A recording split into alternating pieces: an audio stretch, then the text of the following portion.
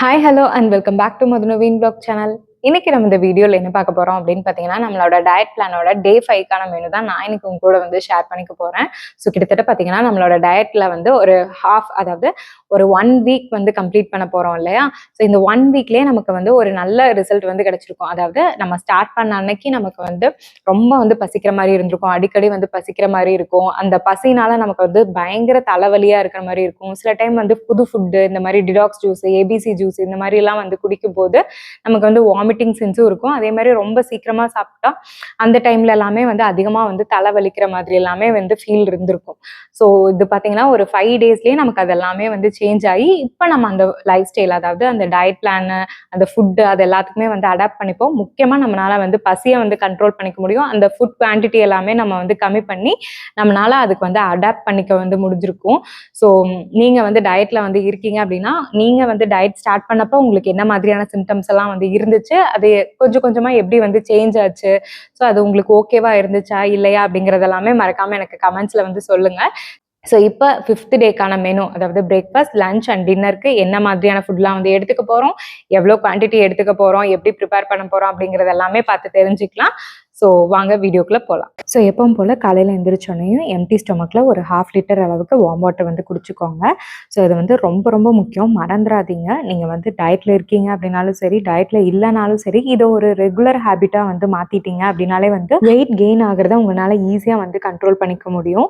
So அதனால் இதை வந்து ஒரு ரெகுலர் ஹேபிட்டாக வந்து கொண்டு வந்துக்கோங்க. சப்போஸ் நீங்கள் வந்து டீ காஃபி குடிக்கிறீங்க அப்படின்னாலும் அதுக்கு முன்னாடி வார்ம் வாட்டர் குடிச்சிட்டு ஒரு 5 மினிட்ஸ்க்கு அப்புறம் வந்து டீ காஃபி வந்து குடிச்சுக்கோங்க. ஸோ அந்த மாதிரி ஒரு ரெகுலர் ஹேபிட்டாக வந்து இதை வந்து மாற்றிக்கோங்க. ஸோ இன்னைக்கு பிரேக்ஃபாஸ்ட்டுக்கு பார்த்தீங்கன்னா நம்ம வந்து மஷ்ரூம் சாலட் தான் வந்து எடுத்துக்க போகிறோம். ஸோ மஷ்ரூம் வந்து நம்ம ரெகுலராக வந்து எடுத்துக்க முடியாது, ஆனால் வீக்லி 1 ஆர் 2 டைம்ஸ் வந்து கண்டிப்பாக வந்து எடுத்துக்கணும். ஏன்னா அதில் நிறைய சத்துக்கள் இருக்குது. அதாவது vitamin D, potassium, antioxidants இந்த மாதிரி நிறைய இருக்குது. அதே மாதிரி நம்மளோட இம்யூனிட்டி லெவலை வந்து பூஸ்ட் பண்ணுறதுக்கும் இது ரொம்பவே வந்து ஹெல்ப் பண்ணும். அதனால வீக்லி 1 ஆர் ட்வைஸ் வந்து இந்த மஷ்ரூம் வந்து உங்களோட ஃபுட்டில் வந்து ஆட் பண்ணிக்கோங்க. ஸோ இன்றைக்கி நம்ம இந்த மஷ்ரூம் வச்சு ஒரு சிம்பிளான பிரேக்ஃபாஸ்ட்டுக்கு ஒரு சாலட் தான் வந்து ரெடி பண்ண போகிறோம். அது எப்படி பண்ணுறது அப்படின்னா, ஒரு பேனில் கொஞ்சமாக வந்து எண்ணெய் ஊற்றிட்டு, எண்ணெய் காஞ்சதுக்கு அப்புறமா ஒரு 2 பெரிய வெங்காயத்தை நான் வந்து ஸ்லைஸாக வந்து கட் பண்ணி வச்சுருக்கேன். அதையும் சேர்த்து நல்லா வந்து ஃப்ரை பண்ணிக்கோங்க. வெங்காயம் ஓரளவுக்கு நல்லா வந்து வதங்கணும்.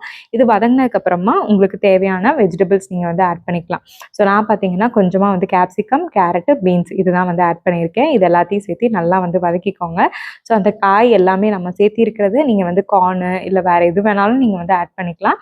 ஆட் பண்ணிவிட்டு அந்த காயெல்லாம் ஓரளவுக்கு நல்லா வந்து வெந்ததுக்கு அப்புறமா நம்ம வந்து கட் பண்ணி வச்சிருக்கிற மஷ்ரூம், நான் வந்து பார்த்தீங்கன்னா ஒரு 250 கிராம்ஸ் அளவுக்கு மஷ்ரூம் வந்து ஆட் பண்ணியிருக்கேன். அதையும் சேர்த்திட்டு அப்படியே ஒரு 2 நிமிஷத்துக்கு நல்லா வந்து வதக்கி விடுங்க. இப்போ இது கூட நான் வந்து 1 டேபிள் ஸ்பூன் அளவுக்கு சால்ட் வந்து சேர்த்திக்க போகிறேன். சால்ட் சேர்த்திட்டு நல்லா வந்து மிக்ஸ் பண்ணிவிட்டு இதை மூடி வச்சு அப்படியே தண்ணி எதுவுமே வந்து சேர்த்தாம அப்படியே வந்து ஸ்டீமிங்லேயே வந்து காய் எல்லாத்தையுமே வந்து சேர்த்தி நல்லா வந்து வேக வச்சு எடுத்துக்க போகிறோம். இப்போ பார்த்தீங்கன்னா ஒரு 10 நிமிஷம் ஆச்சு. நல்லா காய், அந்த மஷ்ரூம் எல்லாமே நல்லா வந்து வெந்து வந்துருச்சு. அவ்வளோதான். வேணும்னா நீங்கள் லைட்டாக வந்து பெப்பர் வந்து ஆட் பண்ணிக்கலாம். ஸோ சூப்பர் அண்ட் ஹெல்த்தியான ஒரு மஷ்ரூம் சாலட் வந்து ரெடி ஆயிடுச்சு.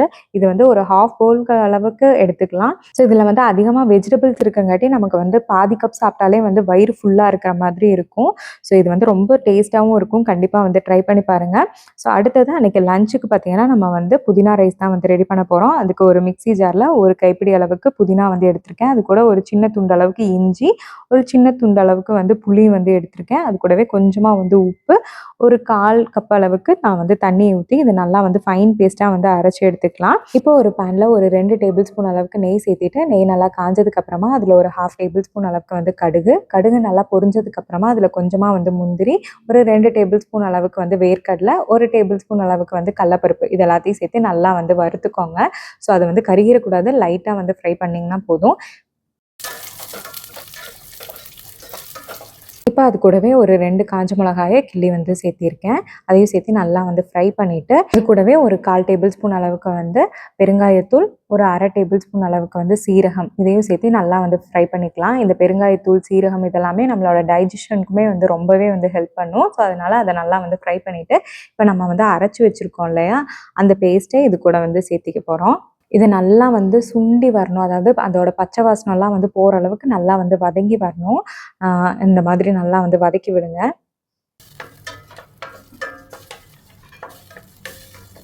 ஒரு 5 மினிட்ஸ் இந்த மாதிரி நல்லா வந்து வதக்குனீங்கனாலே அது நல்லா வந்து வத்தி அதோட பச்சை வாசனைலாம் வந்து போயிடும். ஸோ இந்த மாதிரி வந்து ரெடியாகி வந்துடும்.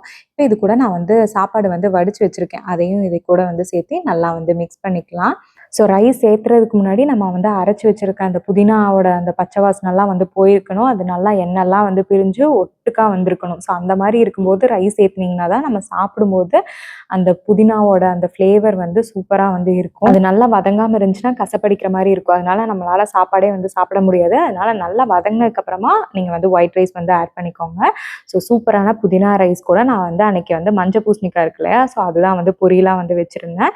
ஸோ கொஞ்சமாக வந்து ரைஸு கொஞ்சம் நிறையா வந்து பொரியல் அந்த மாதிரி தான் வந்து அன்னைக்கு லஞ்சுக்குமே வந்து எடுத்திருந்தேன். ஸோ இந்த மாதிரி ஒரு டைம் வந்து புதினா ரைஸும் வந்து ட்ரை பண்ணி பாருங்கள்.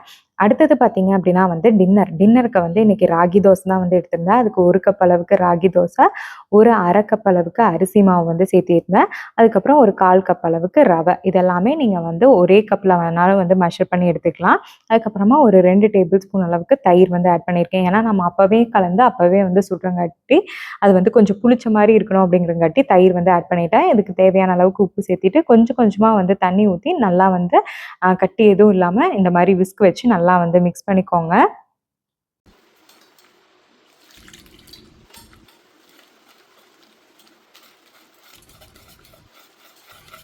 ஸோ மாவு பார்த்தீங்கன்னா ரொம்ப கெட்டியாக இருக்கக்கூடாது. இந்த தோசை மாவு பதத்துக்கு கொஞ்சம் லூஸாக இருக்க மாதிரி நல்லா தண்ணி மாதிரி வந்து கரைச்சி எடுத்து வச்சுக்கலாம். இப்போ மாவு வந்து ரெடி ஆயிடுச்சு. இப்போ இதுக்கு ஒரு சட்னி வந்து ரெடி பண்ணிக்கலாம்.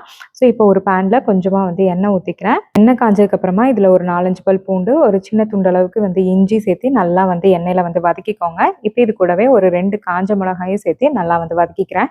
நீங்கள் காஞ்ச மிளகாய் இல்லை பச்சை மிளகாய் எது வேணாலும் வந்து சேர்த்துக்கலாம். இதெல்லாம் நல்லா வந்து எண்ணெயில் வந்து வதங்கினதுக்கப்புறமா இதில் நான் ஒரு 2 பெரிய வெங்காயம் வந்து ஸ்லைஸாக வந்து கட் பண்ணி வச்சிருக்கேன்.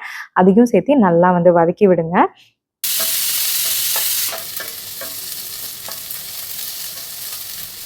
பார்த்தீங்கன்னா வெங்காயம் நல்லா வந்து கலர் மாதிரி நல்லா வந்து வதங்கி வந்துருச்சு. இப்போ நான் இதில் ஒரு 1/2 கப் அளவுக்கு பொட்டுக்கடலை இருக்குல்ல, சட்னி கடலை, அதையும் சேர்த்து நல்லா வந்து வதக்கி விட்டுட்டு இது ஆறுனதுக்கு அப்புறமா இதை நம்ம வந்து மிக்ஸி ஜாரில் சேர்த்து அரைச்சிக்கலாம். இதுக்கு எப்பவும் போல் ஒரு தாளிப்பு, இந்த சட்னிக்கு தேவையான தாளிப்பு கொஞ்சமாக வந்து எண்ணெய் காஞ்சதுக்கப்புறமா கடுகு, கடலப்பருப்பு, உளுந்து பருப்பு, கருவேப்பிலை இதெல்லாத்தையும் சேர்த்து நல்லா வந்து வதக்கி அதையுமே வந்து எடுத்து வச்சாச்சு. இப்போ சட்னி எல்லாமே வந்து ரெடி ஆயிடுச்சு. தோசைக்கல்ல நம்ம மிக்ஸ் பண்ணி வச்சுருக்கோம் இல்லையா ராகி தோசை மாவு, அதையும் வந்து நல்லா தோசைக்கல் காஞ்சதுக்கப்புறமா அதையும் வந்து ஊற்றியாச்சு.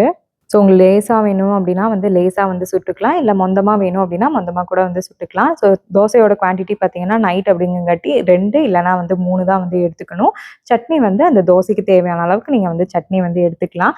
ஸோ இன்றைக்கி டின்னர் பார்த்தீங்கன்னா ராகி தோசை, அதுக்கப்புறம் வந்து இந்த தண்ணி சட்னி தான் வந்து எடுத்திருக்கேன்.